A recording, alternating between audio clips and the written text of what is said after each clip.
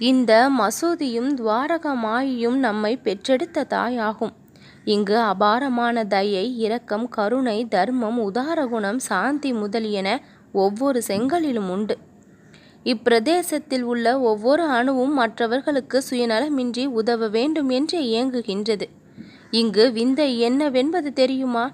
நான் நீ என்ற இரட்டை பாவமே தென்படாது. எல்லாம் ஏகாத்ம பாவமே. இங்கு யார் வருகிறார்களோவென்று அல்லாஹ் எதிர்பார்த்து கொண்டிருப்பார். அப்படி வந்தவர்கள் நல்ல இதயத்தோடு வந்தாலும் தீய இதயத்தோடு வந்தாலும் அவர்களுக்கு உடனே சாந்தியை பிரசாதிக்கும்படி அல்லாஹ் கட்டளையிட்டுள்ளார். நான் அவரது சேவகன். அவரது கட்டளையை ஒரு கணமும் தாமதமின்றி நிறைவேற்றுவேன். நானும் கூட அவரது கட்டளைக்காக காத்திருப்பேன். அந்த அல்லாஹ்வுடன் நீண்ட காலமாக நான் நெருங்கிய உறவு கொண்டுள்ளேன்.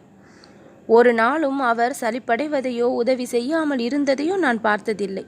ஆகையால் இந்த துவாரகா மாயியை நம்முடைய பெற்ற தாய் என்று சொல்லுகின்றோம். அந்த விசுவாசத்துடன் நீங்களும் இங்கு வாருங்கள். அந்த தாயின் நிழலை நாடி இருங்கள். அல்லாஹ் மாலிக். நல்லதே நடக்கும்.